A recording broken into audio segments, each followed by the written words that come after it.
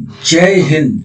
OROP 2 arrear की तारीख निश्चित कर दी गई है सुप्रीम कोर्ट के द्वारा। बता दें, सुप्रीम कोर्ट में जो सरकार ने एक्सटेंशन मांगा था कि फुल एरियर के भुगतान के लिए 6 महीने के एरियर का भुगतान करने के लिए, उसमें सरकार के लिए तारीख निश्चित की है। हालांकि 6 महीने का गैप नहीं दिया है, लेकिन तब भी चेंज कर दिया है सुप्रीम कोर्ट ने। क्या तारीख दी है, सबसे पहले मैं बात करता हूं। जो सुप्रीम कोर्ट ने तारीख निश्चित की है उसमें जस्टिस पीएस नरसिम्हा थे, जस्टिस डीवाई चंद्रचूड़, जस्टिस जेबी पर्दीवाला थे।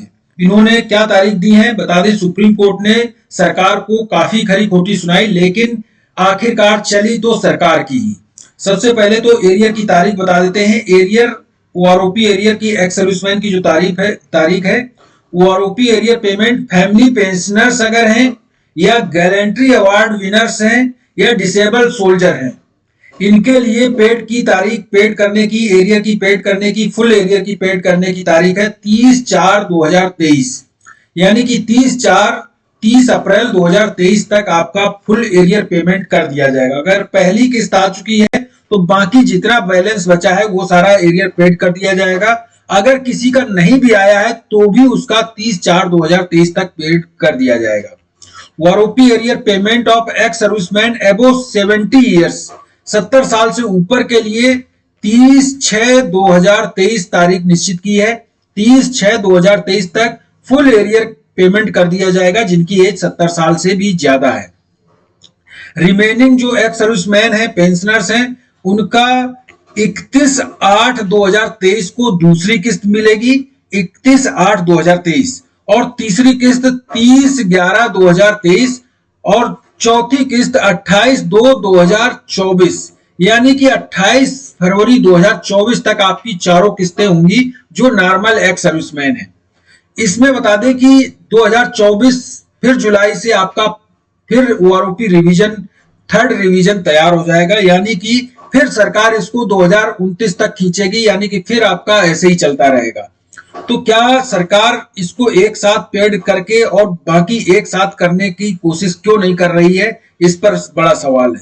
इसमें बताया गया है 28/2/2024 तक आपका फुल एरियर पेड हो जाएगा, और 1/7/2024 के बाद फिर आपका ओआरओपी रिवीजन लागू हो जाएगा, यानी कि थर्ड ओआरओपी रिवीजन शुरू हो जाएगा। लेकिन इसके लिए अभी सरकार का कोई ऐसा रोड मैप नहीं है कि सरकार कब तक एरियर पेड करेगी। इसी के लिए मुकुल साहब ने कहा है कि उच्चतम न्यायालय के आदेश को सरकार ने कैसे देखो मोड़ दिया, लेकिन सुप्रीम कोर्ट को ध्यान रखना चाहिए था। उन्होंने 9% ब्याज के लिए कहा था, लेकिन 9% ब्याज के साथ देना था, नहीं दे रहे हैं।